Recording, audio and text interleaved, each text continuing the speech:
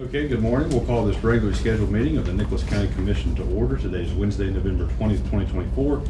It is 9:19 a.m. and my apologies for causing this meeting to be late. That being said, do we have anyone here for public comment period? If you don't mind, real quick. And what I'd like to do is waive the motions until a later point in the meeting. Is there any objection to it? By unanimous consent, we will do that. It's no one for public comment. That being said, we're getting straight to work. Concerning the estate of Shirley Ann Donaldson, file number 11762, we have a request of a removal of the administrators. All right, so on October the 24th, we received an objection for the removal of the administrators to the estate. You have that before you. You like this too? You also have, the second letter is the administrator's response. And then your third exhibit that I have attached there is the deed, because that is referenced in the objection. So there are 8 points here mentioned for the objection, but what is before you is the removal of the administrators. Okay, thank you. And this is about, no appraisal has been filed as of today. Has that deadline already passed? No, it's December the 3rd. Thank you. That being said, everyone that's here for this estate matter, if you have any intention whatsoever to speak on this matter, if you please raise your right hand and keep it up, and I'll swear you in so that you can give testimony. Does anyone else want to speak? Okay. Do you and each of you solemnly swear or affirm that in the matter now in hearing, your testimony will be the truth, the whole truth, and nothing but the truth, so help you God? I do. Okay, thank you. And so the request of the removal does not have a name, so who sent this in? I did. Okay, and you are? Donaldson. Okay, so Mr. Donaldson, if you'd like to begin your case. Well, we met over at Rob's house, which is my brother's house, and had a meeting. Betty was there, I was there, Rhonda was there, and Robbie was there. Ronnie wasn't there. And we agreed we could do this inside the family, get it all done, get it taken care of. Rhonda was gonna take care of everything. Rhonda took care of all Mom's paperwork, her doctor bills, and everything. And then everybody agreed to that. And then Betty changes her mind midstream and wants someone outside the family to take care of it. So I'm hoping her wish comes true. Somebody outside the family can take care of it. Okay. And then, are you the administrators? And if you'd state your name for the record also. Betty Donaldson. Okay. And if you'd like to give your response, please. Yeah, nothing had been decided on who the administrator was gonna be. It was just, Donnie just mentioned it, and he didn't even know anything about it. You were My supposed to brother come. Ronnie. And so anyway, when we met there at Mom's house, I had no idea what they were doing, but they wanted me to show them where Mom's old coins were in 2 fireproof boxes. So my understanding was that Donnie was gonna take them and count them. So then, after everything turns out, well, he got on eBay and checked the meltdown price on it, which I talked to one of the deputies. He said that's the cheapest way to sell coins. And he said one of them could be worth $10,000. He said it's what's on the face. And so anyway, so Donnie says, well, he's not giving it back. So I thought, well, things are not going to be settled fairly. So that's when I came into the clerk's office and they explained to me what I needed to do. Can you swear me in, please? So then, Yes, surely. they, Yes. After I became, Mom's representative, they didn't like that because I disagreed with them taking the coins, which they should have been divided equally between 5 kids. And so anyway, they're retaliating because I disagreed with them and I came in and became the executor. Okay. Ma'am, if you'd like to raise your right hand and keep it up, please. Do you solemnly swear or affirm that the matter now in hearing, your testimony will be the truth, the whole truth, and nothing but the truth, so help you God? Yes. Okay. And if you'd state your name for the record, please. Rhonda Legg, Yes, ma'am. I came into the courthouse here to file to be my mother's executor twice. I was told I had to wait 60 days after the date of death, before I could be appointed as executor and fill out the paperwork. Okay, she comes in the middle of it. After we had all agreed, all 5 of us had agreed that I would do it. She comes in the middle of it. You were supposed to have talked to him and he said it was okay. She said that. She said that she talked to him and he agreed. That's what she said. Anyway, as for the coins, the house was deeded to my brother in 2010. My brother Robbie, he has MS. He is unable to attend. Everything in the house upon her death belongs to him. He's the remainder. He man. is the remainder man. Was there a will? No. Okay. So is there a disagreement on the house and the property, or is it just the coins? No, it's just the coins, All right. and, they have a padlock on mom's house door. It's not I Mom's It is can't not get Mom's. in. Hold on. Hang on. Yeah, go ahead. You'll have a chance. They put a padlock on the door, which I can't get in the house. I had the 90 days to complete everything. I can't do it because my sister has the title to the vehicle, the keys and the battery. Donnie has the coins and the deeds to the grave plots, which my hands are tied. I can't do anything without those items. And I sent them nice messages, tell them I needed those items. No response. Text messages. She sent text messages, nothing, no paper trail by mail. Her asking me for the padlock, which she had me put on the house to keep this brother out that's sitting beside of her. When mom first went into the nursing home, she didn't want him in the house. So she had me to put the padlock on. And the house is my brother's. I cannot hand her a key to a house that does not belong to me. It belongs to my brother. Does he reside in the property? I mean, Yeah. He resides on the property, but not in that home. He resides beside of it in a trailer. But I asked for a key so I could get into Water Mom's Flowers because she went into a nursing home. She said, take them home with you. No language, please. Sorry. Continue. So I did take them home with me. So, she gave Robbie the extra key, which he has MS, and he's not able to do anything. Yes. But out of 5 children, I'm the only one that graduated from high school. They're saying I'm not able to do this. I've been confirmed with an attorney in South Charleston. They're advising me what to do. Because they're not lawyers either, they don't know any more about it than I do. Who's your attorney? Her name is Kendra Amy. She just advised me, she's not my attorney. Okay. She's with Boyles and Rice. Yes, sir. Is it not right that since the property belongs to my brother Robbie, that when mom passed away, everything in that house belongs to Robbie? No, that's not true. Unless it be listed correctly. The life estate applies to the real estate, and everything that's permanently affixed to the real estate does not create a life estate in personal property.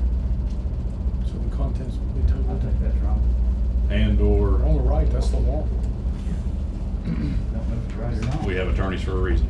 Yeah, I know. But that being said, also these items that are needed to close the estate, they're not just cause to be able to retrieve those. The administrator has a duty to marshal the assets of the estate. That she should have access to the property, to inventory it, to do that.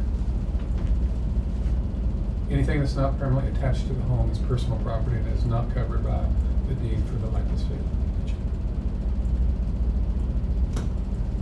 Is there a copy of the deed in this file? It's there. It's still your attachment. It's in the attachment. Okay. Today's. Yes, sorry, thank you.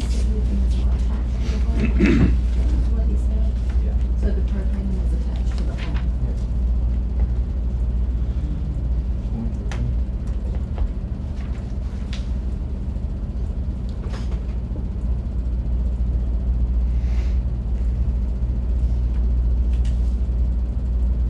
So I mean, essentially, Essentially, the personal property is an estate asset. right. That real estate and anything attached permanently, like the home, the house, the fixtures in the house, the furnace, things of that nature, that are permanently attached, belong to the remainder. Can I ask you something, Brett? Sure. But what about the propane in the fuel tank? I mentioned to them, we can sell that and help pay on the funeral. So they contacted save and they got refunded $1,074. Yes, I still have that, and I'm waiting to see as to, does that belong to Robbie? It was attached to the home. Well, the propane's not attached to the home, the tank is. Right, but the propane was in it, so how does that go? Well, who paid for it? My mom, It's an estate asset. that's what Greg, I'm It's an sorry. estate asset.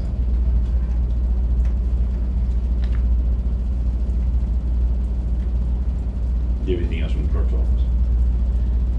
No, just if everyone to be aware, if you do choose to appoint the sheriff as administrator over the estate, he will receive 5% payment of whatever is in the estate. You may want to have Randy explain why there was some confusion over the 30 days and the 60 days.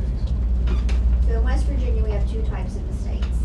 We have what we call, well, for the lack of a better term, I guess now, the full estate, which is what you see before you. And then we have what's called a small estate. So if a decedent has taken care of real estate before their death, we usually suggest, because it is cheaper, quicker, that they do a small estate.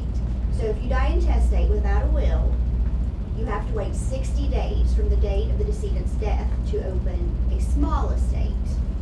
And an heir can open a small estate after their 60 days. Now, if someone is to come in within 30 days, after 30 days from the death, anybody at all can come in to be appointed over the estate. So we do not have the authority to tell someone if they come to our office and they present a bond and the paperwork that is needed to open the estate, we can't tell them that they cannot open an estate. So I think that's where the confusion from the 60 and the 30 comes from. It was probably suggested that a small estate be done because it only contained personal property. And those time periods are statutory. Robbie does not want her on the property. What do we do about this? Yeah. He does not want her, he has.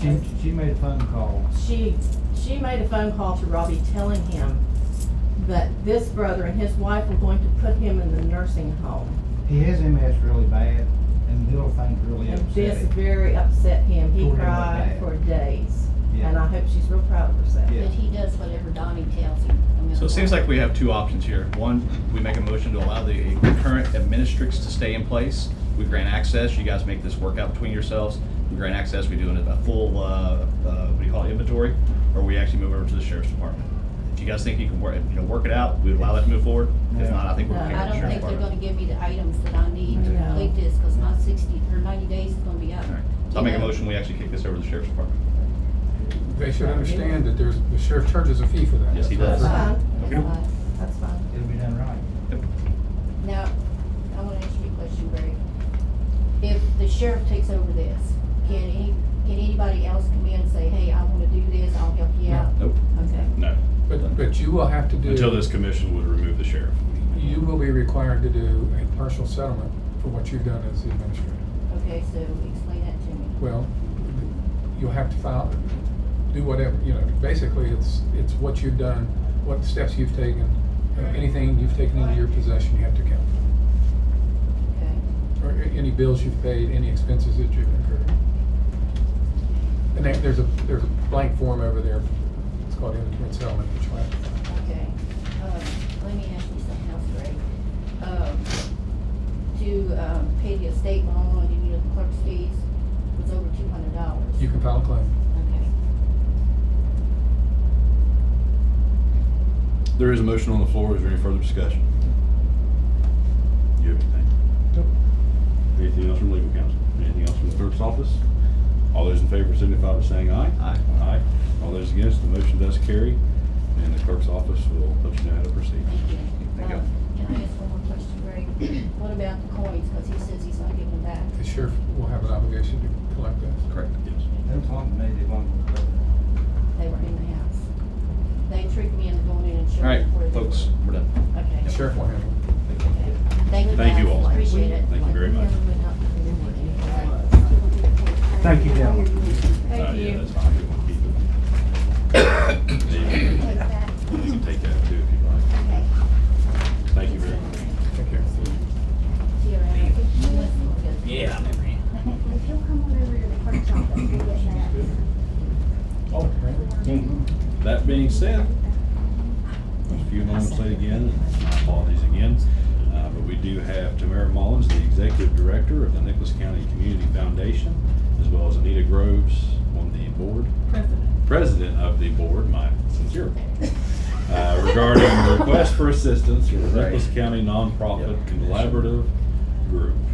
Yes, so, we came to you initially, I guess it's been a little over a year, when we started up the Nicholas County Nonprofit Collaborative Group, and you assisted, with supporting the grant writing class that we offered, and it was a successful program. Over 50 people attended that class, here in Nicholas County, and it was free for the attendees. Since then, we have been working with First Energy Foundation to receive a grant, which we've been promised $15,000 for the year for these Nicholas County Nonprofit Collaborative Group meetings to continue, which were quarterly meetings held, which would contain educational offerings like the grant writing class and other things that benefit the nonprofit groups, as well as networking and providing a place for all of our nonprofits to come together and talk about the projects that they're doing so that overlap doesn't occur with the efforts that we're making in Nicholas County. And so our funding fell through at the 11th hour, just within the last month. The grant that we were supposed to get, which we had built into our budget for the year, had fallen through. I did secure 10,000 of that back from a different source, and I'm requesting 5,000 from the county commission to fill the gap of the rest of that for this year. I don't anticipate having this problem again the next year. We're working with First Energy Foundation to see what the issues were and how to correct that for going forward. But we want to continue this group. We feel like it's a valuable resource for the nonprofit groups in the area. An example, just this morning at the Rotary Club, they talked about the coats and how the coat project that they're doing. Well, there are other programs in the area that ended up doing coats too, and that kind of overlapped in some of the areas. And so one thing that the nonprofit group or the collaborative group will do is help to fix some of that. So we all want to help all of the community, and so being able to put all of our efforts together in one place and then in another place and spreading those out equally instead of overloading one area and leaving another area with a gap, that can continue to happen if we can continue to grow the collaborative group. And so that's our request for today. Do you have anything to add to it? I really don't, but with you going to the grant, you're asking people to do grants to the commission now, correct? Yes. Well, with this grant writing group, this could benefit the folks that would be coming in here requesting papers from you guys, so. And actually, I have another grant writing class that I was going to set up for January for this year, or for the upcoming year, in the same way, another program, and it's going to be another day-long program that we wanted to offer to the nonprofit groups. And as we get more participation with the program, we can delve even deeper into the grant writing training, and because that is a really big resource for all of us in the county. You guys know how much the grants can affect what we do here. Do you have any questions? I don't either. I do have a couple. I think it's a good thing. Yes, I agree. A couple comments. I know we have some organizations that are probably potentially going to be coming and asking us for larger amounts of money. Not say larger, anything over $5,000. I know that the USDA, there's a hub that actually and maybe a partnership with those guys to make it a little bit bigger, whatever the case is. But I would definitely support funding the initiative. And especially if we could reach out to some of the folks that, you know, I subscribe to you give a man a fish, you feed him for a day, you teach a man how to fish, you feed him for a lifetime. And these folks, they just keep coming and coming and coming and coming and coming. And I think the training would actually help them out with our grant processes we're gonna bring into play, as well as some of the others. So I think it's a good initiative. The Good Hub is collaboration. actually one of the groups that Yes. had to do one of the educational trainings that we did earlier this year. And so there are even more educational offerings that they have that I'd like to tap into their resources for like training with the new programs that are out there, the AI programs that can help with the storytelling and the social media and all of those things that the organizations need to do to get their story out to bolster their support. So yeah, the Hub and then the West Virginia Resource Center is who we're gonna have to do the grant writing class. Very good. All right, I'll make a motion, we fund this with the coal reallocation fund. Okay, there's a motion on the floor. Any discussion? Did you hear all that? Okay. Hearing no discussion, all those in favor signify by saying aye. Aye. Aye. All those against, the motion does carry, and appreciate you all. Thank you. What you're doing, I think it will be beneficial to the commission going forward. Absolutely. Thank you so much for your continued support and partnership. We'll actually take a quick recess before the next appointment. Okay, we're here now at the commission's request. This was a proposal given to us from our Economic Development Authority, from successes from other counties, and there's a whole lot of elaboration. Hopefully we all can give to explain what we're trying to do here. But first is the Nicholas County Land Reuse Agency Ordinance Proposal. And is there anything you all would like to say before I kind of go over it a little bit here? That's what I was gonna say, why don't you just give us a broad stroke of it? We can elaborate from there. No pressure. So, I'm not gonna read the whole thing, obviously, but just the first section of it, and then I'll ask to waive the reading. Please vote for that, because you don't want to hear me all day. This is, as proposed, an ordinance to create the Nicholas County Land Reuse Agency. Whereas strong communities are important to the social and economic vitality of the county, and the interests of the citizens of the county are served by having additional tools to cope with vacant, abandoned, and tax delinquent properties. Whereas the county's citizens are affected adversely by vacant, abandoned, and tax delinquent properties, including properties which have been vacated or abandoned due to mortgage foreclosure. Whereas vacant, abandoned, or tax delinquent properties impose significant costs on neighborhoods, communities, and the county as a whole by lowering property values, increasing fire and police protection costs and responsibilities, decreasing tax revenues, and undermining community cohesion.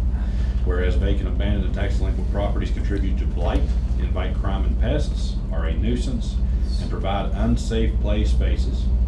Whereas there is an overriding public need to confront the problem caused by vacant, abandoned, and tax delinquent properties through the creation of new tools to enable the county to turn vacant, abandoned, and tax delinquent spaces into vibrant places. And whereas land reuse agencies, often called land banks, which we'll probably refer to a lot today as a land bank, in other jurisdictions are one of the tools that counties may use to facilitate the return of vacant, abandoned, and tax delinquent properties to productive use, and are authorized by the West Virginia Land Reuse Agency Authorization Act, which is from West Virginia Code 31-18E-1, and so on.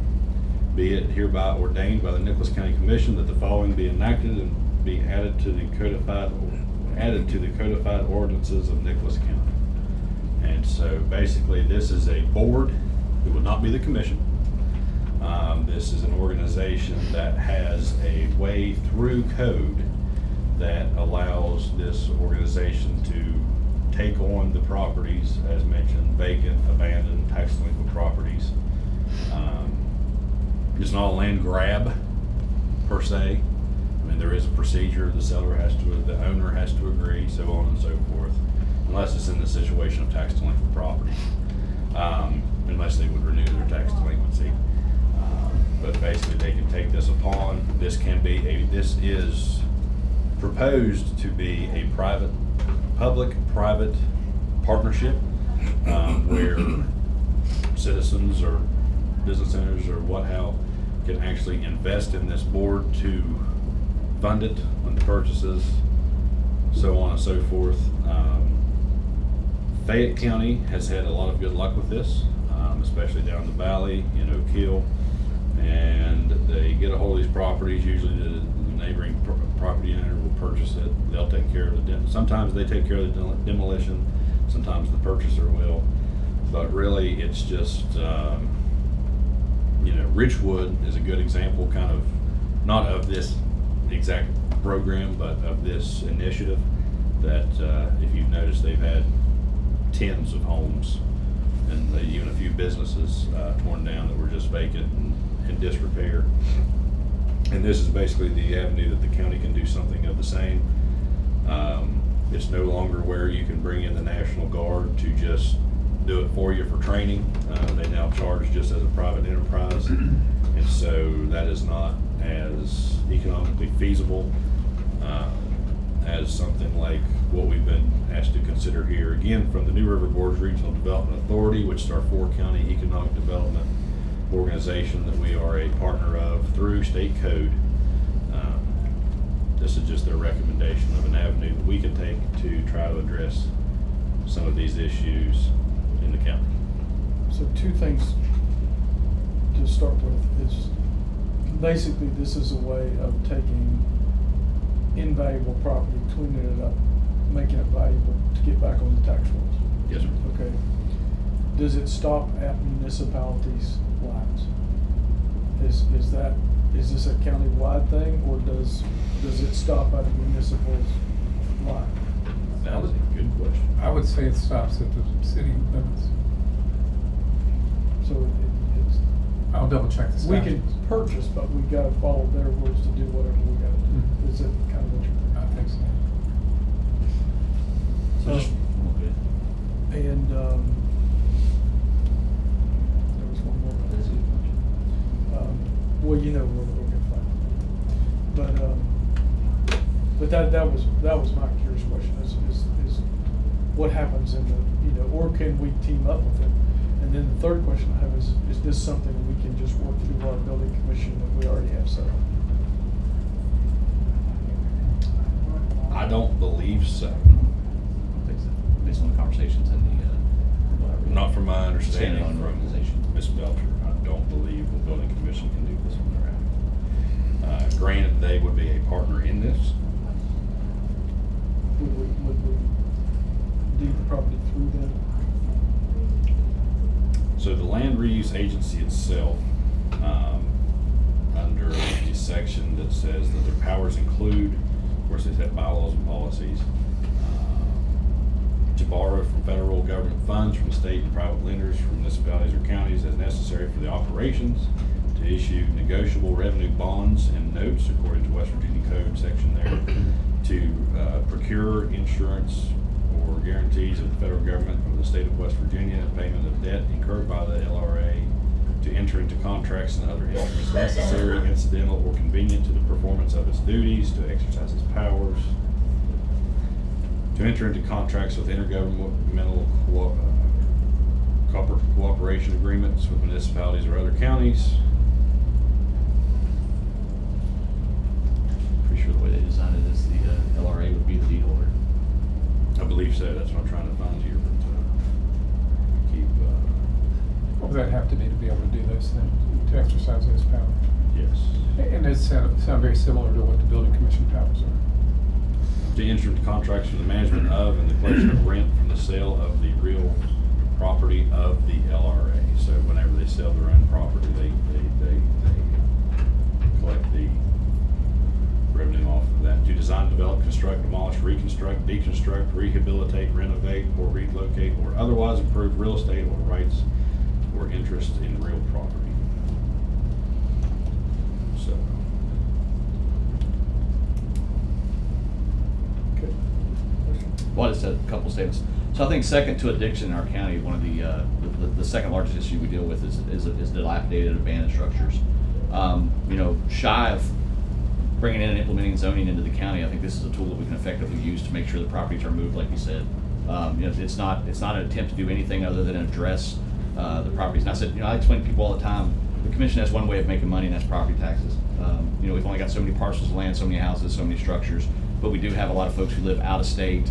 They have parcels that are, you know, trashed out, they just look hideous, and you can drive any main thoroughfare through Nicholas County and actually see evidence of that. And I think it's an effective tool that we can use to deal with those. And it, like one of you guys had said, is it puts our land to use. I mean, that's how we make money. And you know, if we can better optimize our tax collection, I think we can provide more partnerships out to the community and make sure that we clean our county up and make it a place that folks want to actually do business, bring business into, and reside in. So I think it's a great tool. And as Commissioner Cole said, it's been successful in some other counties. There are 3 or 4 other counties that are actually looking to implement this as we speak as well.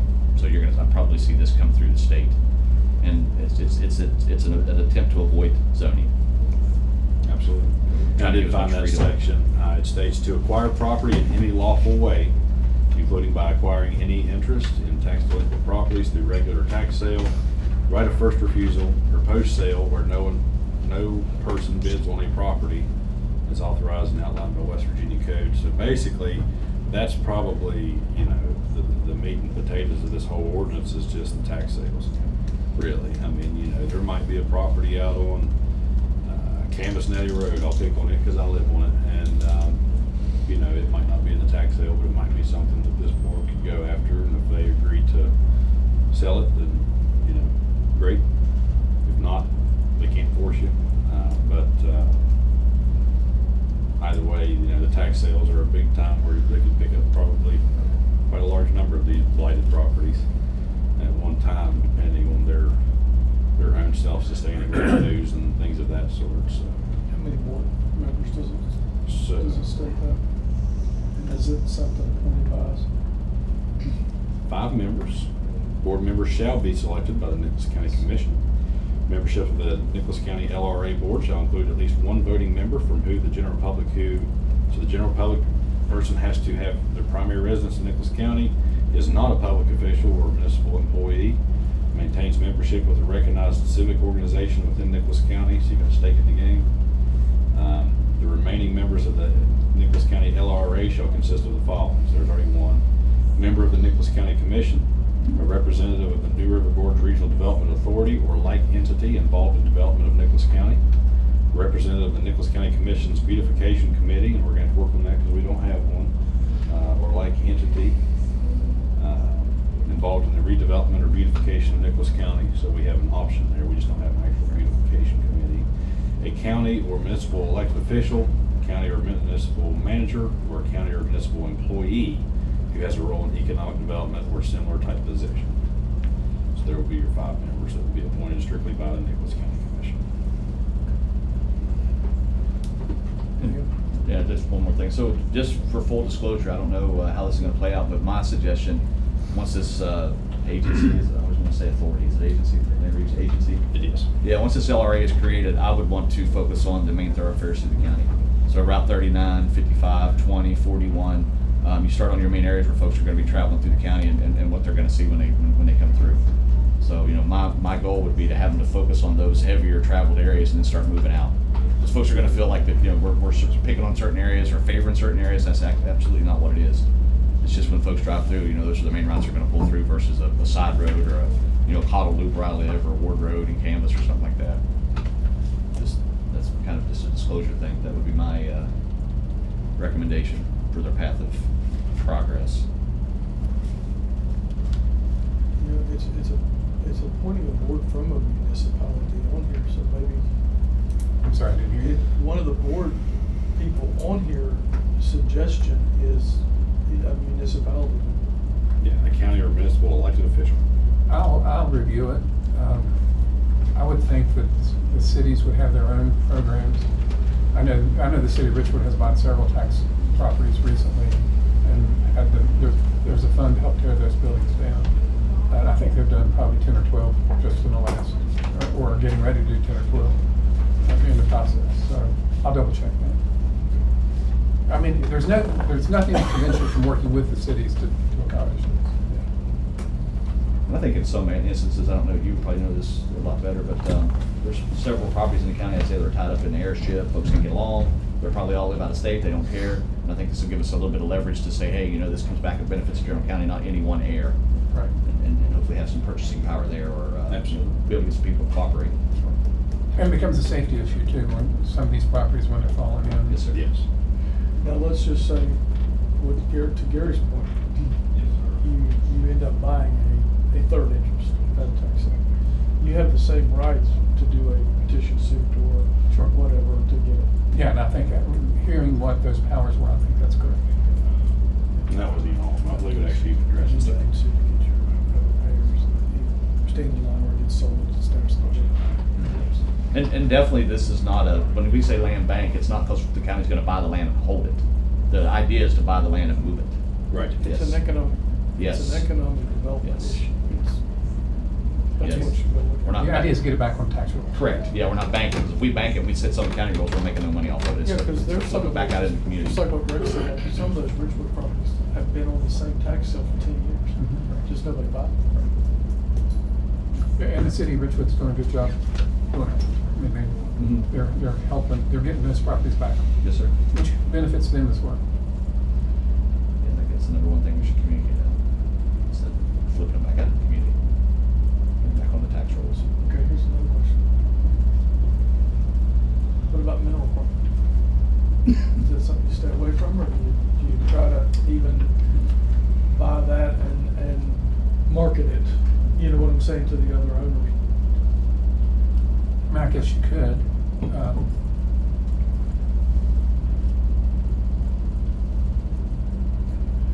I mean, is that just a call you make within the board? Probably. Okay. Probably becomes a policy issue I with the mean, minerals. it only says to acquire property in any lawful way, so, I mean, mineral property, real property. Because it's not going back on rolls, you know. I mean, the last sale down here that the auditor had, there was probably 2 parcels sold out of 150 parcels. Really? And I bought them. Oh, wow, I figured everything went. No, now, a regular tax sale does, but Okay. these auditor sales. Okay, I got you. They're just recycling. Well, the auditor sale is what didn't sell at the At the tax tax sale, so. Gotcha. And you can go right to the auditor's office if they've taken possession of it and buy it. So this land bank could actually go buy from them. Yeah, and that's what Richwood's done a lot. And another disclosure point, typically there's seed money put into a program like this from the county, and then it becomes self-sustaining. But you have to be careful, because I know one guy who went to the tax sale a few years back and bought a sewage pond. Probably regret Crap that. happens. Right, literally. Literally. The only question I have, and this is probably just for all our consideration, is it states, the Nicholas County Commission hereby remits 50% of the aggregate property tax revenues generated by real property conveyed by a land reuse agency. So this would be after the sale. It's after the sale from the LRA. For a period of 5 years following the date of conveyance to begin on the first taxable year following the date of conveyance. And what I read that as is they get a 50% tax discount for the first 5 years to get it back out on and maybe developed or Well- cleaned up or. You know, until they get it back on the tax rolls, it would still be non-taxable as long as they own it. So they'd have to move it fairly quickly. Right. But then based on that, the first 5 years after they sell it or move it back out to the public, they would get a 50% discount on their taxes. I think that's correct. And it states that remittance or dedication of real property taxes is included on the real property taxes of the County Board of Education, only if the County Board of Education enters to an agreement with the land reuse agency for remittance or dedication. But I mean, it's still, Because we don't want to credit half of ours, we want to credit half of everything, right? Which Right. includes Board of Education as well. absolutely right. And I think properly explained to them, I don't think they would have any issues with that. Either we can get nothing or we can get a little bit of something. Well, but- and rate Right, it. it's still gonna be improving. Correct. But if a sale, I mean, it becomes an asset of the LRA. If they sell it, 50% doesn't go, or 75% doesn't go to the Board of Education, because it's not Correct. a tax. Correct. Yeah. Well, for the next 5 years of real Yes. property taxes. Yeah, the sale would go all the So way back to the LRA. thereafter, is the situation. Well, once it goes back on the tax rolls. But remember, depending on when that assessment hits, that assessment date, it may be a year after they sell it Right. before it's back on tax rolls. And we could always edit Right, that. following the date of conveyance to begin on the first taxable year following the date of conveyance. Can we research that point, see if that's required by state statute? I mean, if not, we can always take that out, 'cause I don't see, you guys see it. Confusing. Right, It's probably in the statute. okay, I haven't read it, but it's probably. that point right there. I'd be curious to see if it's even necessary, and then if it is, I do believe we need a partnership out of the Board of Education on that. Agreed. Because again, it's still a long-term good thing for everybody. Yes. So do we need a motion on Probably have the motion after the third reading. So, what is my recommendation is that we have a motion, unless you want me to read this entire thing. Thank you. I'll make a motion to waive the reading. We have a motion to waive the reading and proceed to the second reading. Is that good enough? Okay. Motion. Okay, that motion is on the floor considering the Nicholas County Land Reuse Agency ordinance proposal. That being said, all those in favor signify by saying aye. Aye. Aye. All those against, motion does carry. So that first reading has been established. Also, at the Commission's request, a proposal of a safe structure ordinance for Nicholas County. And just a little bit of backstory again on this one again. This is an ordinance that references quite a lot of state code here, including the regulate unsafe structures or unsanitary structures. That's in Article 1. Regulate refuse on private land, Article 1. Establishment of an enforcement agency, Article 3. Establish county litter control officer, Article 3. Establish procedures for the enforcement agency, Article 3. Establish procedures for complaints brought before the county commission, Article 4. Establish procedures for the county commission to enter on private land and to perform repairs or alterations or to satisfy a lien, Article 5. Establish procedures for the county commission to place liens and to perform sale of lands to recover costs, Article 6. Establish procedures for the county commission to receive grants and subsidies, Article 6. Section 1.2, be it ordained and ordered by the county commission of Nicholas County, West Virginia, a public body corporate of Nicholas County, West Virginia. And so here again, kind of the same thing, but just actually not as much of a transfer of ownership or anything of the like. But the purpose of this ordinance is to promote the public safety or welfare of Nicholas County, West Virginia by enacting the following. The commission shall have authority to regulate unsafe structures or unsanitary structures by requiring, as the case may be, the repair, alteration, improvement, vacating, closing, removal, or demolition of dwellings or other buildings or unsafe structures or unsanitary structures or any combination thereof unfit for human habitation due to dilapidation, defects increasing the hazard of fire, accidents or other calamities, lack of ventilation, light or sanitary facilities or other conditions prevailing in any dwelling or building or unsafe structures or unsanitary structures, whether used for human habitation or not, which would cause such dwellings or other buildings to be unsafe, unsanitary, dangerous, or detrimental to the public safety or welfare, whether the result of natural or man-made force or effect, exclusive of buildings utilized for farm purposes on land actually being used for farming. The commission shall have the authority to regulate refuse on private land by requiring, by the case may be, the removal and cleanup of any acclimation of refuse or debris or toxic spillage or toxic seepage located on private lands, which is determined to be unsafe, unsanitary, dangerous, or detrimental to the public safety or welfare, whether the result of natural or man-made force or of effect. The commission shall have the authority to regulate vegetation on private land by requiring, as the case may be, the removal and cleanup of any vegetation for the purpose of accessing structures and refuse indicated above in A and B of section 1.4 of this ordinance.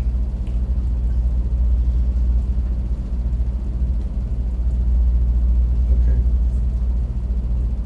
This, to be clear, this does not give the county the right to see someone's property. Correct? I don't believe so. I believe that's correct. It gives the right to, this is basically in order for us to get funding to help clean up some of this stuff. That's Is that correct. That's correct. So, but this does give us the right to determine what needs to be cleaned up and what means it will take to get it cleaned up without seizing the property. But we do have the right to recover the cost of the cleanup from the landowner. Correct. It gives you a lien on the property,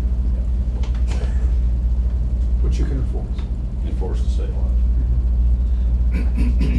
Is there an aspect of permission to,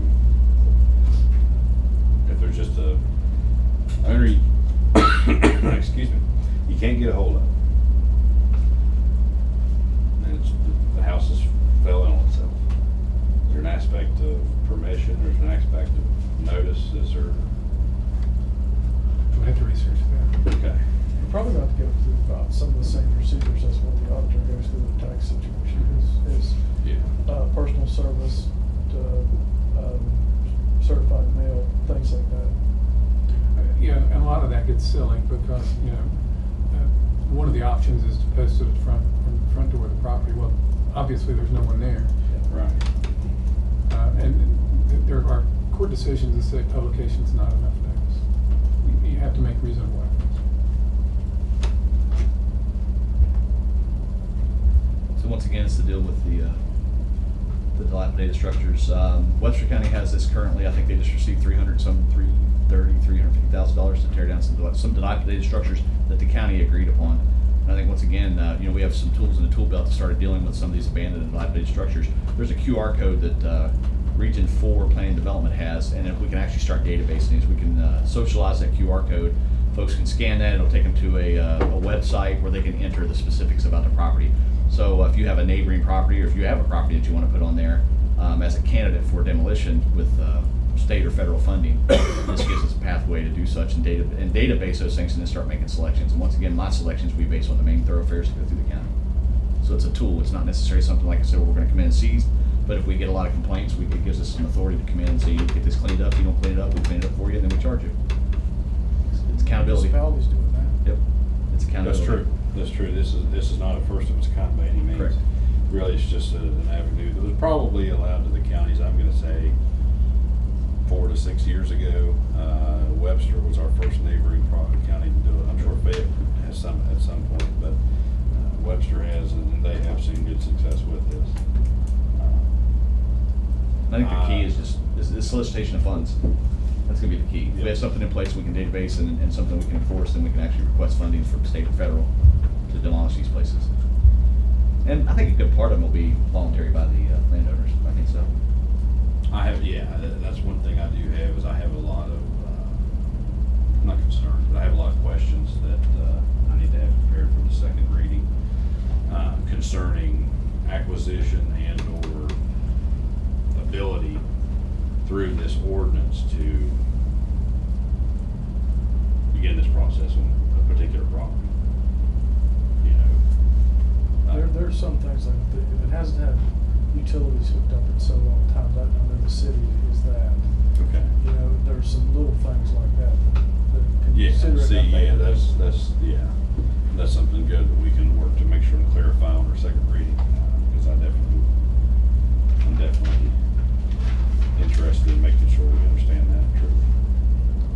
I think if we can get enough candidates by volunteer, we'd be good on a first wave or two, and then I think there'd be some legwork required on the rest of them. You'll have people start reporting their neighboring properties that maybe disagree or they're out of state or whatever the case is, and I think that's where we start leveraging the ability to say, you've got 60 days, 90 days, 120 days, 6 months, whatever that is, that time period to get it cleaned up.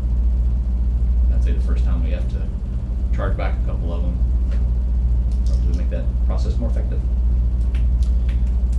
thing about this that I do believe is a truly good thing is that this ordinance would enact an authority to regulate refuse on private land by requiring, as it may be, the removal, cleanup, any We already have the DNR, we could just do it. they don't enforce. Correct.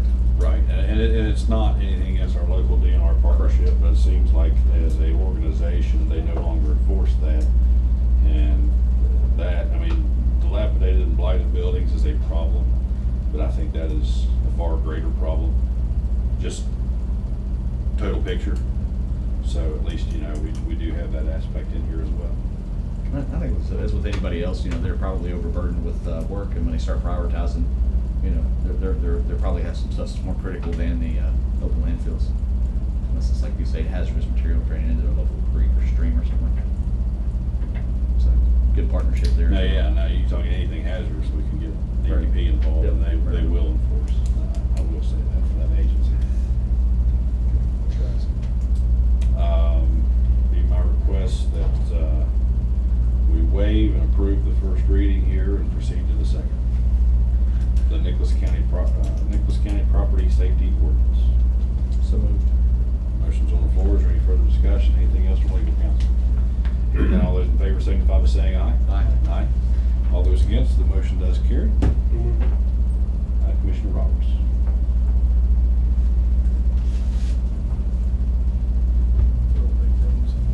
Oh, I'd love to.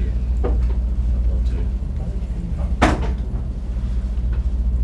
Now something that's not as difficult. At the request of President Cole, discussion concerning Old Main Foundation security camera request. A lot easier than what you all just did. Yes. At Old Main, we are starting to get more people in there, and we want to have everybody in the community come up and enjoy it. And our security system is very antiquated. There's no sound, it's black and white, and we were wondering if the county commission could help at least get us some seed money to start it up.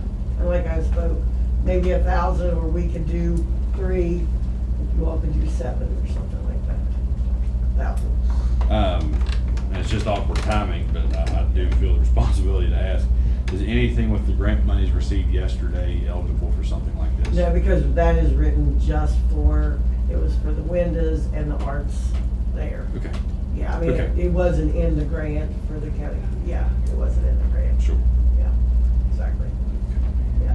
We just feel like that, you know, more people are in there now. There's a lot of stuff in there, but we want to leave it open. We want people to come in and roam. We just need, there's no security right now, very little. So that was the thing, just getting some at the doors and, you know, basically. So that's what I'm asking. What are your current hours at your open days of the week and hours? Well, there's someone there always from like 8 to 6 or 7 daily. Okay. Because I'm there usually from like 8:30 to 4, and then the yoga's in there. And then there's a lady who does massages, so she's there a lot more at 6 to 9 or 10 at night. So it's, you know. But if I want to go in and see the displays and stuff, how often and what days and? Monday through Friday. Okay. Unless you would call and you're in on a Saturday or Sunday, someone will come in and All right. they'll open it up for you. Yeah. Yeah. I don't think you're here yet, but the Nicholas County Nonprofit Collaborative Group, with Tamara Mullins and the Community Foundation and Anita Groves, that might be a good thing for Old Main to consider. Okay. Not on this, but just overall help Yeah. with promotion and stuff like that Yeah. of that information. Okay. Yeah. Well, thank you. But we did discuss this at one of their events, and I told them, I said, you know, the county's financial statement has changed with, you know, we had one-time federal monies, and, you know, asked for them to consider skin in the game, which she has mentioned. But, you know, perhaps something for partnership with this organization, and then also, I'd like to see this organization get involved in groups like that and continue to grow. Yeah, absolutely. I mean, that's what we've been doing, writing grants and going forward. And we've got a pretty strong board now to where, you know, we're opening up the building, want people in there walking around and seeing it, yeah. Yes. Yes, we are getting things done. Do you have any estimates or anything? No, we had spoke to people and we just said if we could get, $1,000 would get us at least at the doors, you know, and people coming in the hallways. And that would just get us a start. And then later we thought about writing a grant for like one of those other organizations. But for right now, we have nothing. So anything we could receive would help a little bit. And what we discussed actually, was, you know, kind of more like a, Arlo ring, something of that nature Yeah. to blink, to get security on the building. And then yeah, I would recommend an actual professional assistant. Absolutely. And then that would be a good grant application there. I mean, I went to the gentleman over here at Spiders. He did come up, look at our system. It's very antiquated. He said, you know, because I was thinking if he could get in there and fix it, then we'd use that. There's no way. I mean, it's just, yeah, it's black and white and no sound. So it's just old. And then it doesn't record anything. You know? Right. Yeah, so that doesn't make sense. It doesn't make sense. Unless you're there watching the cameras 24/7, you won't know what happens. So it doesn't make sense. So I did speak to him to see what we could do, but that was not an option. And a new system is all yeah. And we were thinking like the rings or something you at least get on the building for now until we can write a grant. That's basically it. Thank you. Any discussion on that?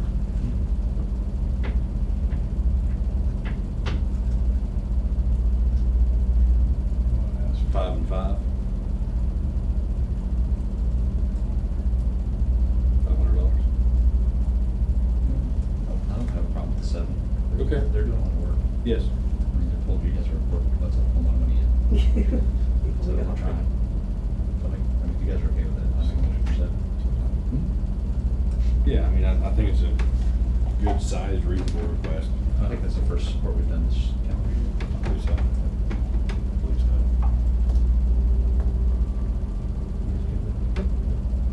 You made that motion? Yep, motion, Okay, $700. so you made that motion. The motion is on the floor. Any further discussion? Hearing none, all those in favor signify by saying aye. Aye. All those against, the motion does carry. Thank you so much. Thank you for coming Appreciate in. Sorry for a little bit of wait there. It was interesting. That's what I say. Thank you so much. Hopefully entertaining. Yeah. Should be here for the estate. Right. So now, my request again, discussion concerning Nicholas County Historical and Genealogical Society and the City of Summersville, the relocation of the inventory of historical items of the Historical and Genealogical Society. So if you all are familiar, I have lost in my train of thought the name of the home, Hamilton House, down 39 there, that was used as a museum. Thank you. The owners had a clawback clause and are exercising that option. And so they are in a situation where they need to relocate their inventory. They have secured through the Board of Education free storage. However, because of the age and lack of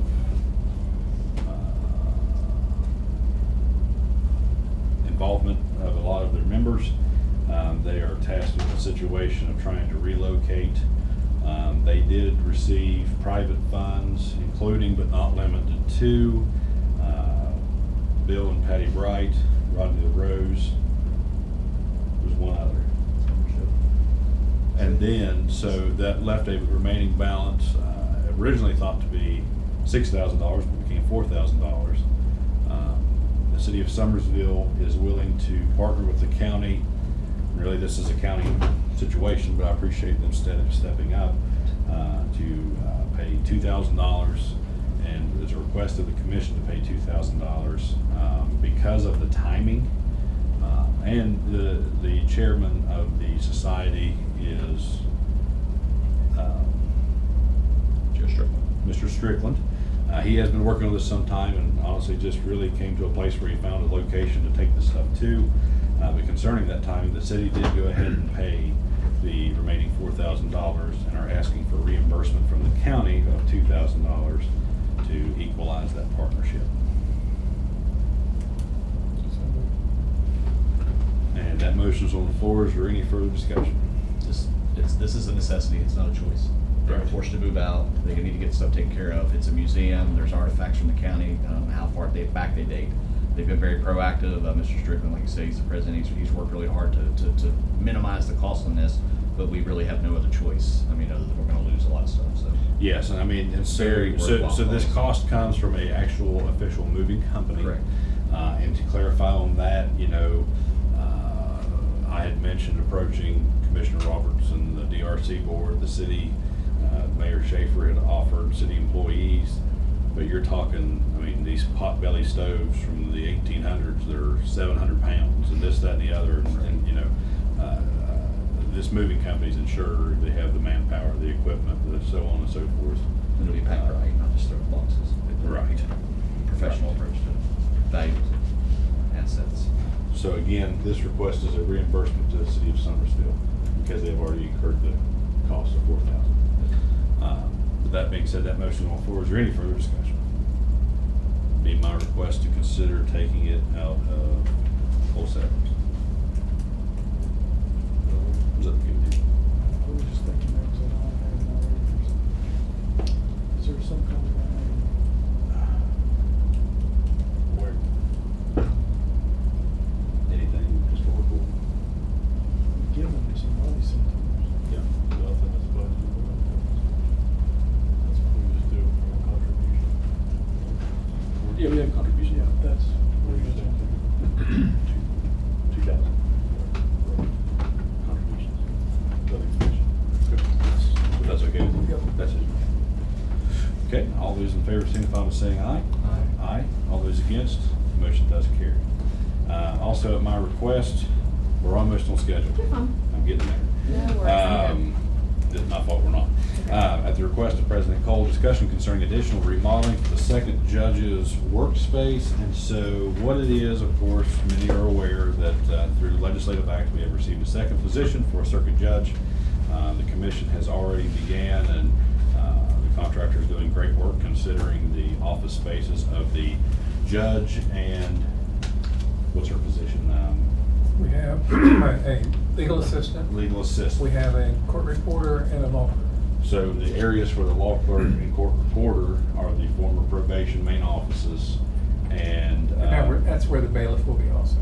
Okay, and the bailiff. We did receive a letter from the Honorable Judge-elect Gregory A. Tucker for the Second Division, Nicholas County Circuit Court. And this is concerning the carpeting of the former probation offices is in disrepair, and frankly, it's been a long time coming. And just while we're in the middle of all these renovations, he has requested that we consider placing that flooring. There's no furniture placed in those areas Right now, there's no furniture. And Yes. my thought was, it's the perfect time to do it. That carpet's more than 30 years old.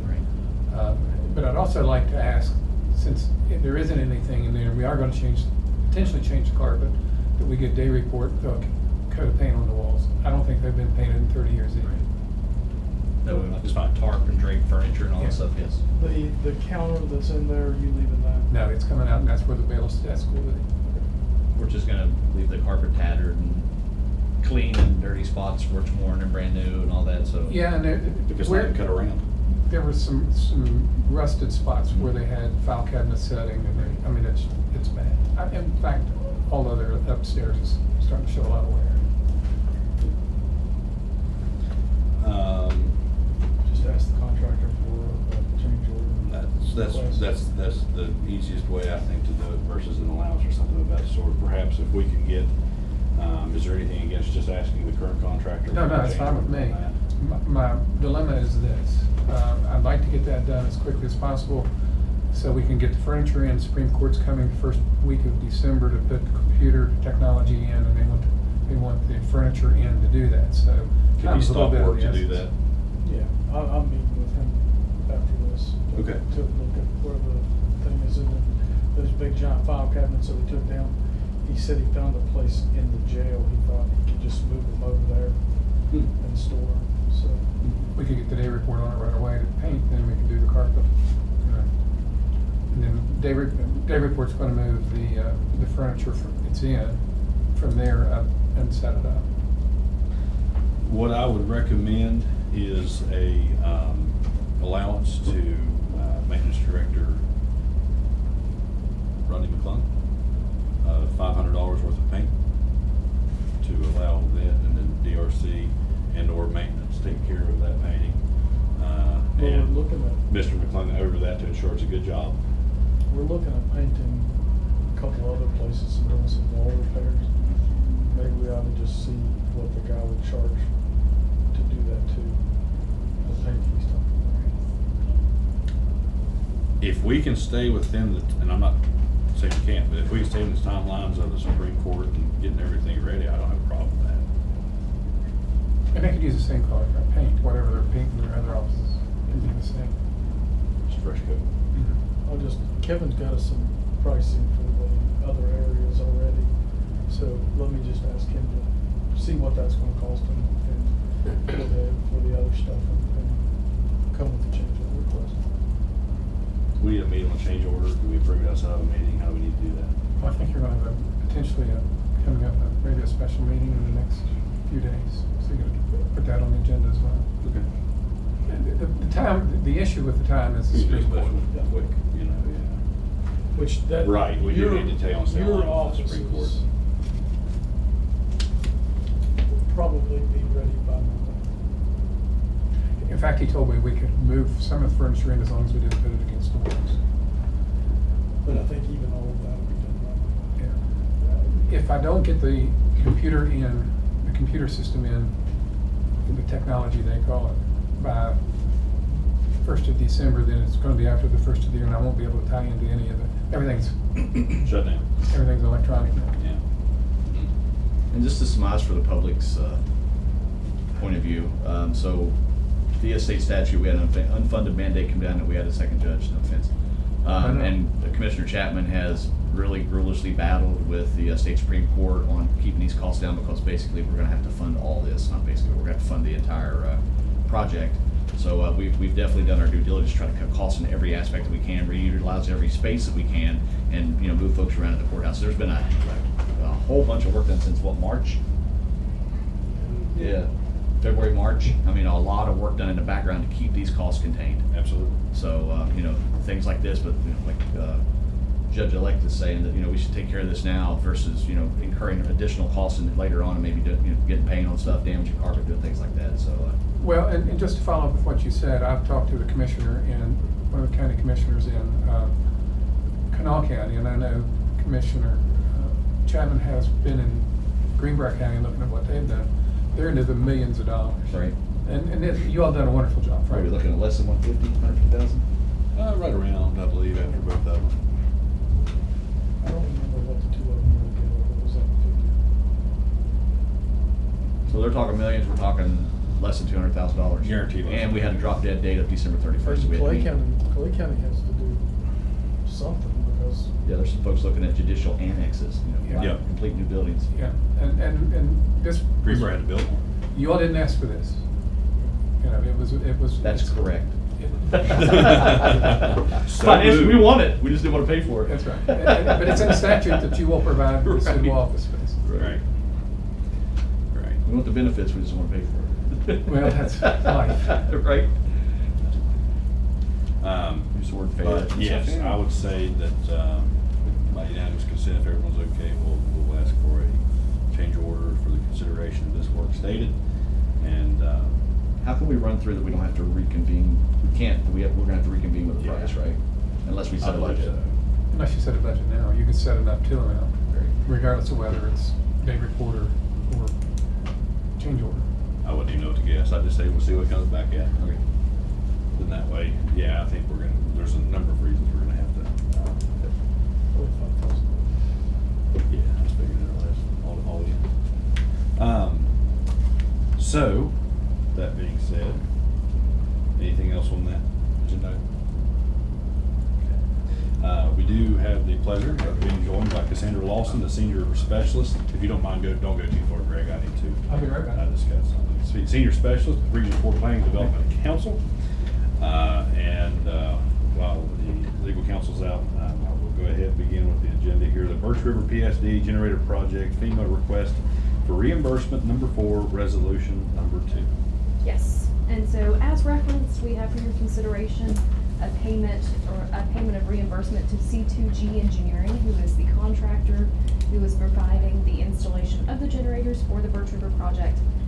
It is in the amount of $218,681.77.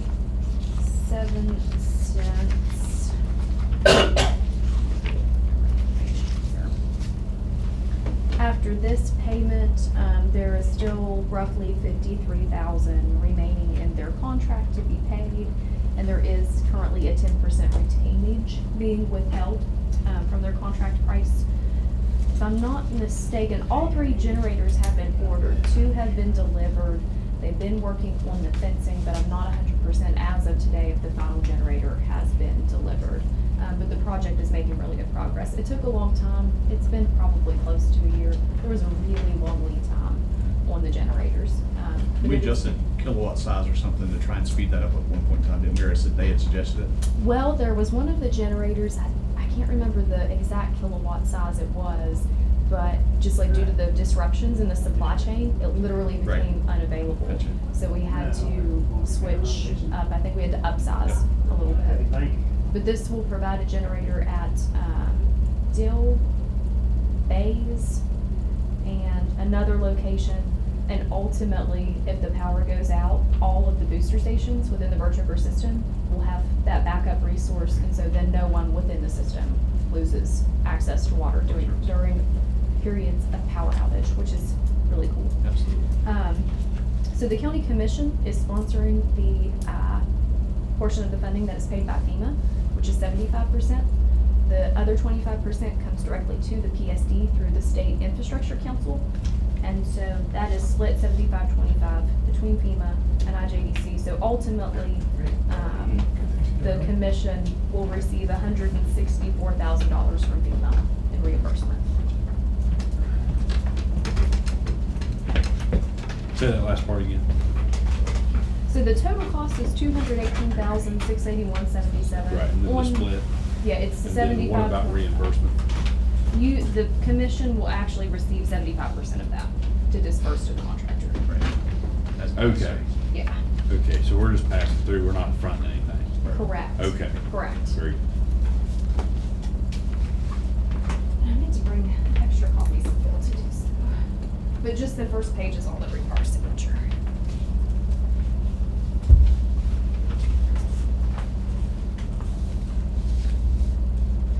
Make a motion that we approve $218,681.77 for reimbursement for, reimbursement number 4, resolution number 2 for the Birch River PSD generator project.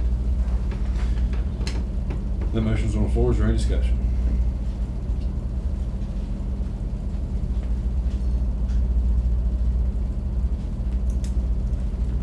And probably the next request will be the final, I would anticipate. Okay. That being said, all those in favor signify by saying aye. Aye. Aye. All those against, the motion does carry.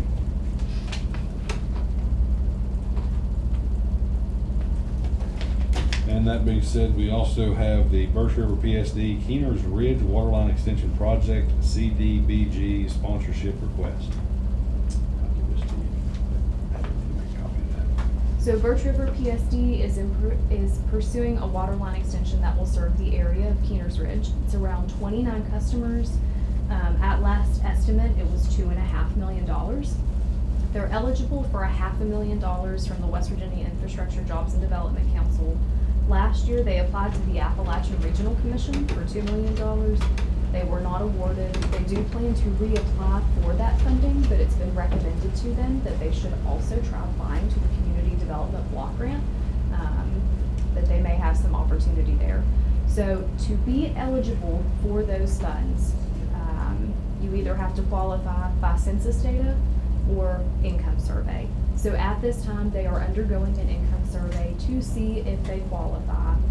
Should they qualify, they would ask the commission to consider sponsoring their application.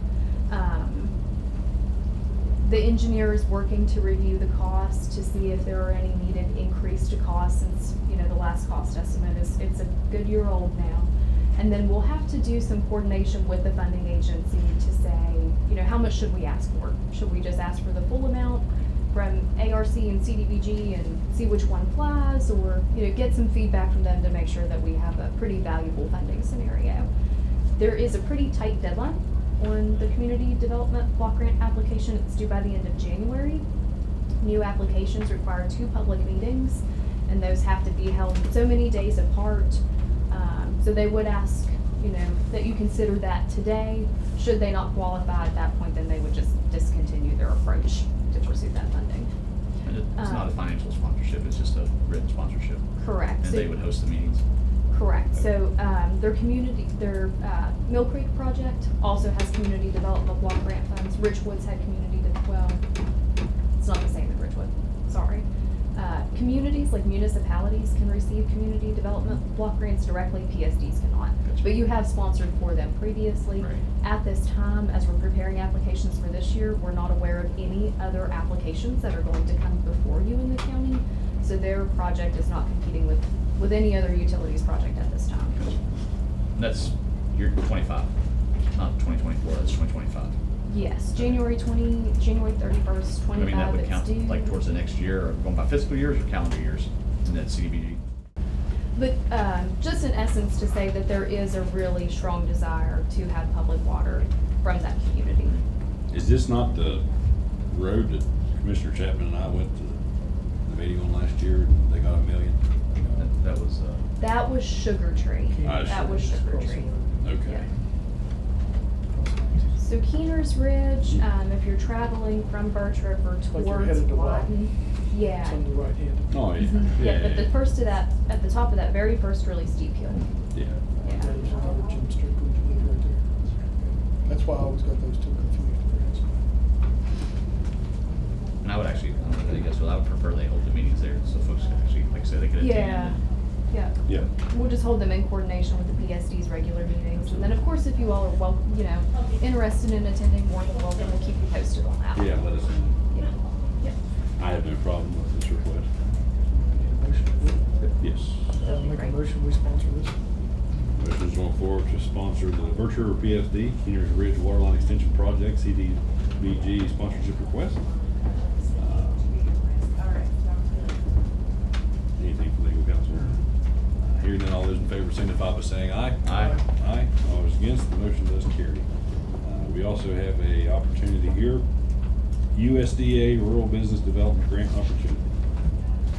Yes, so the USDA has announced that they are accepting applications through, I think, February 28th to the Rural Business Development Grant Program. We've had some success with that grant opportunity in the past. The guidance from the state level hasn't yet been disseminated that I'm aware of, but I expect that it will be available soon. Did look at last year's guidance, and per the regulations, I don't know that match is actually required, but I do think that it probably greatly increases your competitiveness against other applications.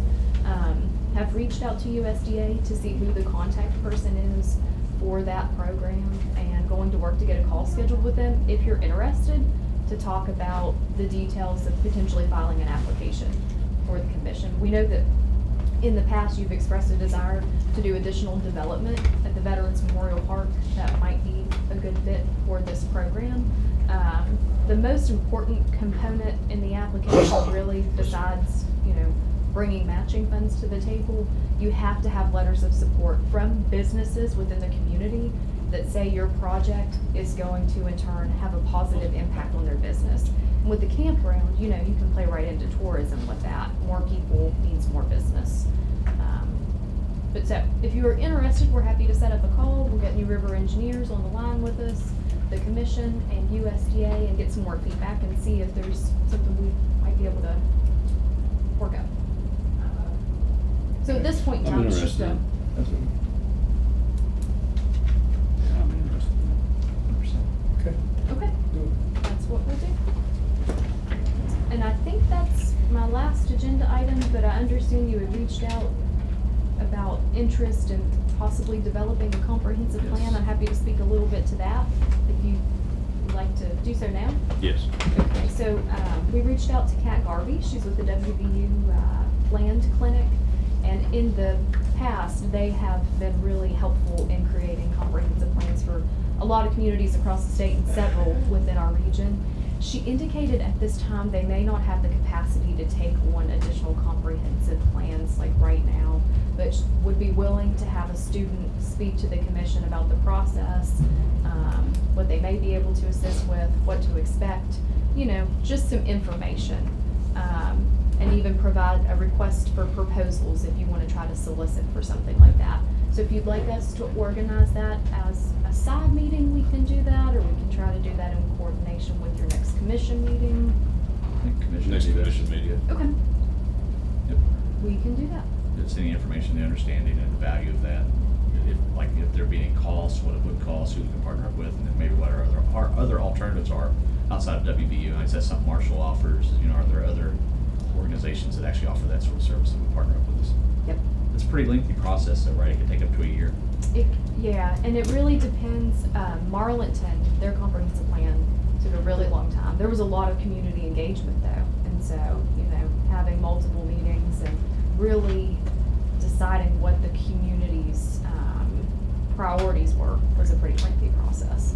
I will send you the link to the law clinic's website that has the comprehensive plans. There are a few counties on there and then tons of municipalities, and you can take a look through and, you know, see what other communities have included in their plans. And you guys have them on your website. When I actually done a search on Probably Nicholas do. County, I found Summersville's and maybe Richwood Lewisburg, has one. Richwood, and Greenbrier County, I think. They're all on your all's website. In fact, I think Summersville's was just updated. Okay, Yep. And you can do it If I'm update not every mistaken. 5 years. They said it's fairly painless at that point. yeah. They just ended I here. think I'm the surprised. heavy lift is on the I think front end it's to Yes. get it approved, depending All the on community how- stakeholders, bring them in, get everybody to kind of agree to a forward direction, even though it's a wide Yeah. direction, it's still a direction. Yeah. And I think it shows there's like favoritism or points or value when you actually apply for federal funding that ties in with your comprehensive plan. Yeah, it can be really impactful Yes. when applying for different opportunities, and I think that FEMA looks at those pretty closely. If you have a comprehensive plan, that really means a lot to them. So there's definitely some value in it. All right, we'll set that up for the next meeting. I think that's all I have. If you have nothing further. for me. I do, concerning a contractual matter of the commission, I'd like to request an executive session pursuant to West Virginia Code 6-9A-4, that the commission, the clerk, legal counsel, and Ms. Lawson retain in the room. Motion? Motion's on the floor, and it is 10:55 a.m. All those in favor signify by saying aye. Aye. Aye. All those against, the motion does carry, and we'll be quick. And Okay, do we have a motion to adjourn this executive session pursuant to West Virginia Code 6-9A-4? It is 11:12 a.m. And for the record, no decisions were made during the executive session. Motion on the floor. Is there any further discussion, questions, comments, concerns? Hearing none, all those in favor signify by saying aye. Aye. All those against, the motion does carry. Yes, that was Commissioner Chapman. We are out of the executive session. We are done with the former agenda item. And so that being said, we do have the pleasure of having Chief Deputy Johnny Evans with us here this morning regarding an update on costs of Class B uniforms for Nicholas County Sheriff's deputies. Sheriff-elect. And Sheriff-elect. Thanks, sir. You'll find in there several different quotes. Yes, sir. So, broke it down on the first page, the total cost would be $29,281.07. And for the Class B uniform, everything but the rain gear that we talked about is $22,811.42. Then the rain gear would be $6,469.65. First quote I sent out was to Gauls, that's who we deal with mainly. And so the second quote is gonna be what they put down for 21 guys. And so then I sent it to this Whitmer, which is Officer First, and that's what the city uses. And after I got their quote, I sent their quote back to Gauls, and Gauls got theirs down to 21,603. And then I added the rain gear. The only thing else I added on was a tourniquet, so they can carry a tourniquet on their belt. One per man, two per man. One for each Yes, sir. person. And so then I think this is the last page, is where I figured that up on my own on what it would cost to add to the 21,603.50. So it'd be the 21,603.50 and the 7,248. So on the first page, I put the tourniquet underneath I just put the rain gear together, and then I put the tourniquet together with the Class B part of the uniform. So that's why it's 22,811.42 instead of the 21,603.50. I just added that from the last page over, and then the rain gear is all together on that bottom number. Okay. So that I wanted to show you. Yes. The grand total is this one, right? Top. Yes. This is what the winter shirt's gonna look like. And y'all can just pass it around and look at it. No gear, you can't have one. Right here. I got one. Tip of car. I got an extra small. Okay. Go off the gun. Is that ripstop? Yeah. And the shirts are short sleeve, they're just the same, they're just short sleeve. And the pull. What's that? Yeah, it's a polo. Yeah. And then these Class Bs will be used for what? These are gonna be used for our night shift guys, our weekend crew, and Just fair casual. details, freight details, You're just out in anything crowds. like that. Yeah. If we know for sure we're not gonna have court on a day or something like that, then we do that. Snow weather, just my guys won't be going to court in this. And will you put the patches on the shirt? Yeah. Which one? It'll look just like that. And here's the boot. I wore them around the house one night, they're really comfortable. It's this one. You gotta try them out. So that's what you're gonna be looking at for that, and then the pistol belt and everything will be just a little bit different than what we're carrying here. It'll be a little more limber. So, And rain is included in this or is not? rain is included in that top number. And that's what we were talking about, I was talking to somebody the other day, I know I talked to Chief Evans and a couple of the officers. You know, coming from a guy who wore a uniform for 6 years, there's nothing worse than getting something muddy, getting something ripped, damaged, whatever the case is. You know, those uniforms, like I said, are good for court hearings and stuff like that, but as far as day-to-day functioning patrol duties, I think it's gonna be a lot better, a lot easier to run in, a lot easier to maneuver in, and just, more durable in the long run. And then it'll maintain the appearance of your A's. Right. Class A's. And then we talk about rain gear, same thing, you get out, you get soaked, it's rough. Like the cover for the hat. Yes. And then the actual raincoat. Yeah. Did we already approve badges? Yes. Yes. That's what I wanted to make sure. I've already got the pants in. Mm-hmm. I just haven't got the badges yet. It takes about 4 to 5 weeks on them. I got my fingers crossed. Hopefully they'll be here by the end of the year before swearing in. So, And the uniform that you guys have now has been in existence for, let's see, 16 years. that's what I thought, I was gonna say close to 20 years. So this would set the next generation. And I think you get a comfort aspect, there's a lot of gains in that in my mind. Yeah. Like you tuck your pants in the boots, like military too. Ball cap.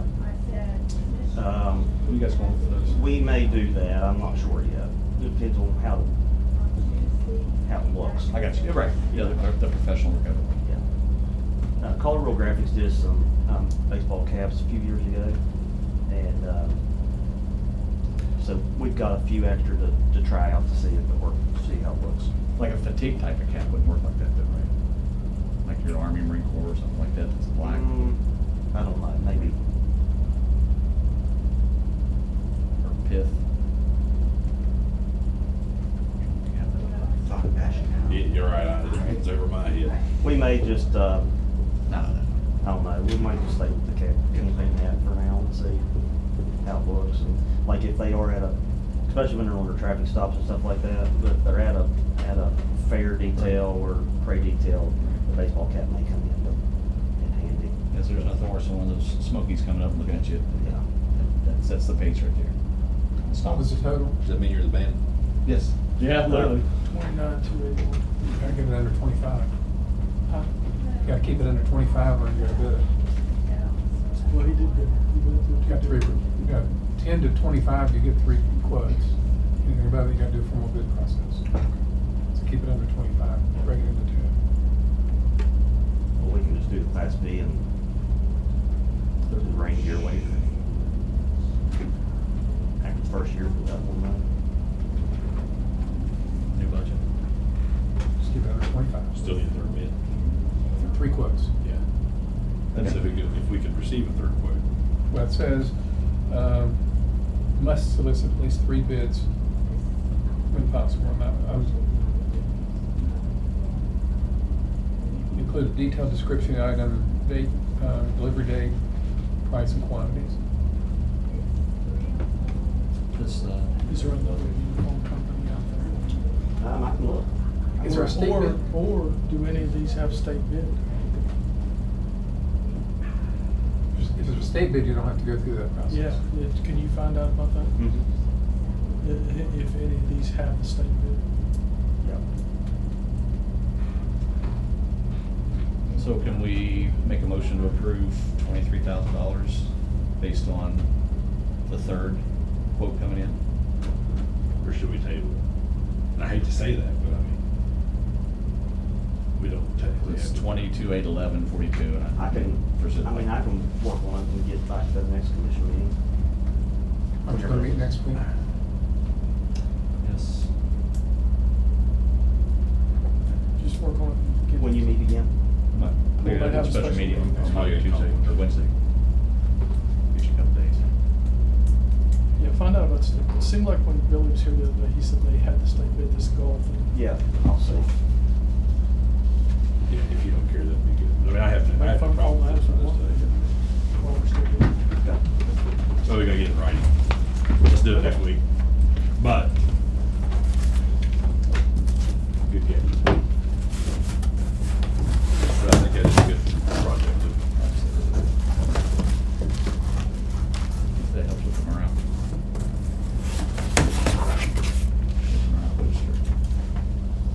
Okay. Thank you very much. All right. Thanks, sir. Be careful, Sheriff. All right, see you guys.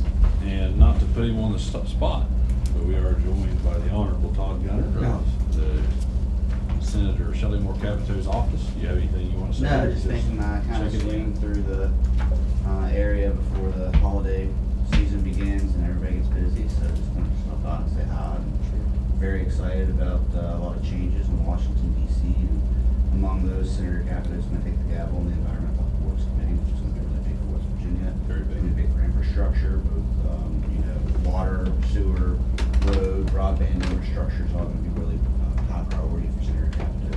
Falling back regulations from the past 4 years as well, permitting reform, things of that nature are going to be the top of her. She's also going to be ranking member on the Appropriations Subcommittee on Health and Human Services, which will also, of course, be big for West Virginia. Number 4 ranking Republican in the conference, so it's going to be good for us. We have Jim Justice joining us, we're happy about that. We have a very good working relationship, so it's going to be good. Very good.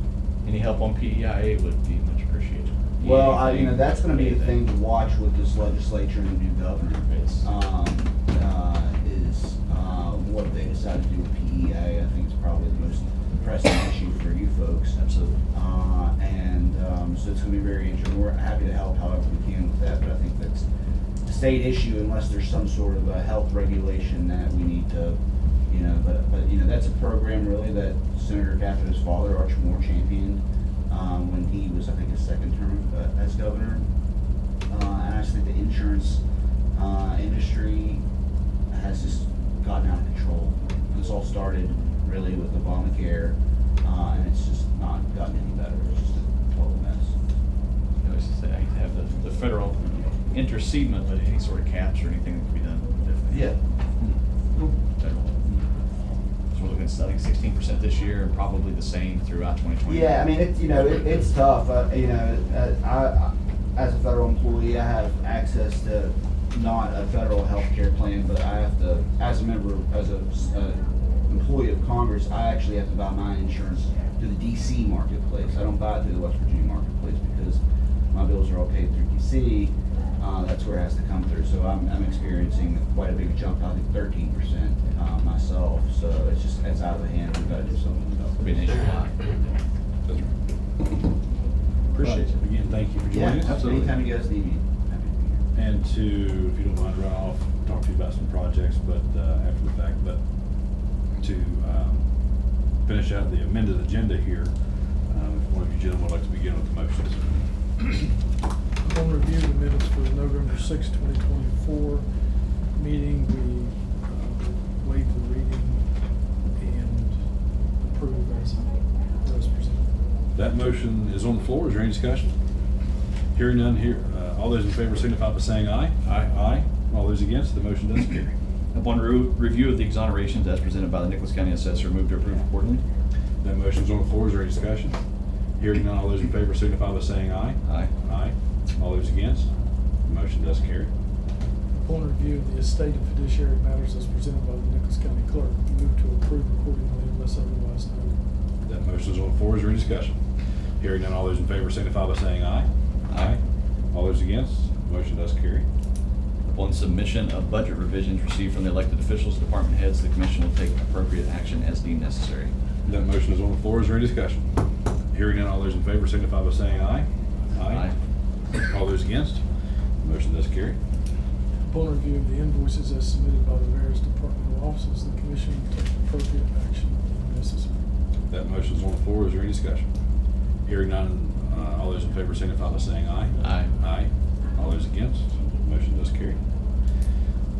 That being said, for terms of office expiring, concerning the Nicholas County Fire Board, we do have a resignation letter of Angela Evans, terms of office expiring February 6, 2027. And I do have the pleasure of explaining this resignation that Ms. Evans has become the new acting fire fee coordinator for Nicholas County, and appreciate her willingness to take that position and glad to have her as we continue to work on that program to ensure that our firehouses stay open and see the necessary upgrades that they need to be compliant, state and federally, to even just keep the doors open, frankly. So I appreciate that. We do need a motion to accept this resignation as presented. So moved. Motion's on the floor. Is there any discussion? Hearing none, all those in favor signify by saying aye. Aye. Aye. All those against, the motion does carry. We do have a vacancy on that board now. Unless you all have anyone, the fire board does not have any recommendations. If you all have anyone in mind by chance, entertain any of those. If not, we can move to commissioners' comments. A few things here real quick. We did receive a letter from Governor Jim Justice. Glad to see that the County Fire Protection Fund has been made more permanent through legislative action by the support and signing of Governor Justice. The county this year, legislature through this legislation set aside $3 million, which is a huge win for the entire state. And of that, Nicholas County will be receiving $47,519.46. And what we do with that, we have done with that historically, is that we task Homeland Security and Emergency Management to divide that equally amongst the 7 fire departments that are in Nicholas County. Concerning these funds, there should not be any variance. We'll ensure that happens. But either way, that'll be a good addition to their state funding as we work on our county funding through the fire fee. Just a curious question, do the municipalities get their own funding from the state? No, sir. So it's. It is strictly counties. That's correct. It is just, it's county by county, I should say, versus municipalities. I appreciate that from Governor Justice. Glad to also announce yesterday, Governor Justice announced $29 million of American Mine Land, abandoned, thank you, I thought that was right, abandoned mine land grants, including in that was Nicholas County, the Cranberry Tri-Rivers Rail Trail, which is of course in the Richwood area, received $1,298,000. The Cranberry Tri-River project in Richwood will improve 16 miles of rail trails and include additional infrastructure, including a campground, picnic shelter, trail kiosk, and playground. So it's very exciting news for them. I'm not real sure, frankly, if we'll be a pass-through on that or not, but either way, just to make sure the commission is aware. And then also, Miss Dreamer Rose of the Old Main Foundation sent a letter thanking myself for emceeing the flag retirement ceremony at Old Main, but I want to thank them for doing that and partnering with the Nicholas County JROTC, Nicholas County Honor Guard, Mayor Schaefer. They had as a speaker Mr. Roger Beveridge, who took the pleasure of introducing his father, Carl Beveridge, United States Marine, and he was, what was he at specifically? He's in World War II, but he was, they specifically named Okinawa, yeah, that's exactly right. And gave a nice little history there and everything. So appreciate their efforts on recognizing our country, our flag, and our veterans and what they mean to us. And that's quite a bit. So I was glad to be a small part of that. I think Mr. Beveridge is 98. He will be. He will be 98. And still in good health. He was at the ceremony and had a real good time. But I believe that is all for my commissioner's comments.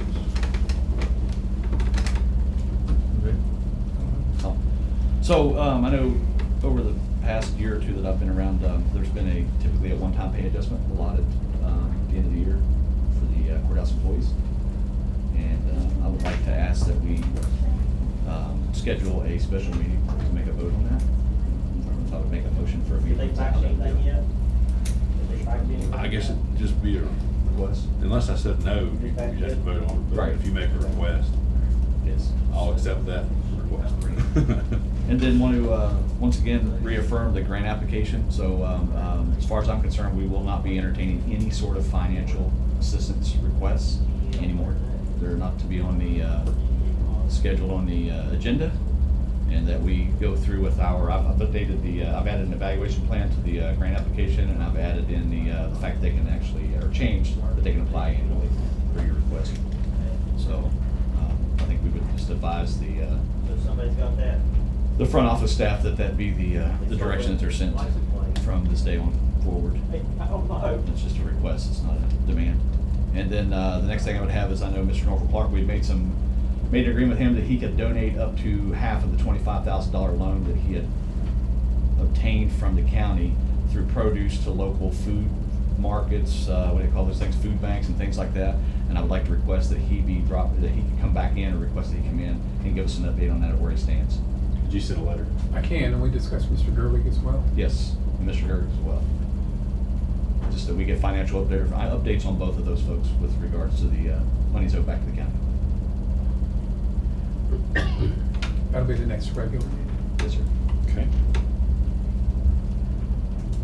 And I would like to request of the other commissioners here if the special meeting could be held Monday, November 25th at 10 a.m. if there's any scheduling conflict with that. And I missed Chief Evans as he walked out there, but I will check with him as well. Well, you should put the request for the carpeting on the third floor, the sheriff's elect's request, and that's on your special meeting agenda. And I might need to add something concerning broadband, but I'm not aware at this time if that'll be timely. or not, if we have to wait till the next meeting, so we might have 4 items on that, if not 3. And on the last one, you are way more articulate than I am, so I'm gonna actually kind of punt this one back to you, as a thank you to Rodney.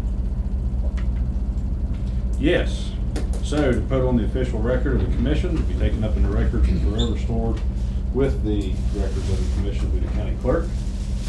We do have the pleasure and loss of the retirement of Mr. Rodney D. McClung as maintenance supervisor for the Nicholas County Commission on all of our facilities.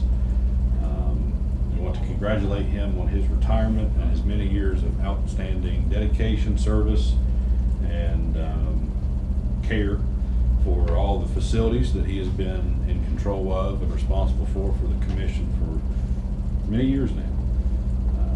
And his unwavering commitment to his job, weekends, 911 would have problems and he'd still show up, and that wasn't really his department, and this and so forth and everything. So absolutely a good catch by Commissioner Roberts. But yes, we definitely want to show our gratitude, our heartfelt gratitude and appreciation for his loyal service and friendship to the citizens of Nicholas County. How long was he here, do you know? I don't know the exact years, to be honest with you. 15, 16 years, that sound about right? Oh, at least, yes. Been here a long time. Been here a long Yeah. time, kept this place running for a long time, so we definitely appreciate that. Multiple facilities. Here, the shelter. Absolutely. Absolutely. That's all. Okay. Any other commissioners' comments? Anything from legal counsel? Yes, sir. That being said, is there a motion to adjourn this regularly scheduled meeting of the Nicholas County Commission? Today is Wednesday, November 20th, 2024, and it is 11:35 a.m. Motion. Motion is on the floor. Any discussion? Hearing none, all those in favor signify by saying aye. Aye. All those against the motion thus carry, and we do stand adjourned.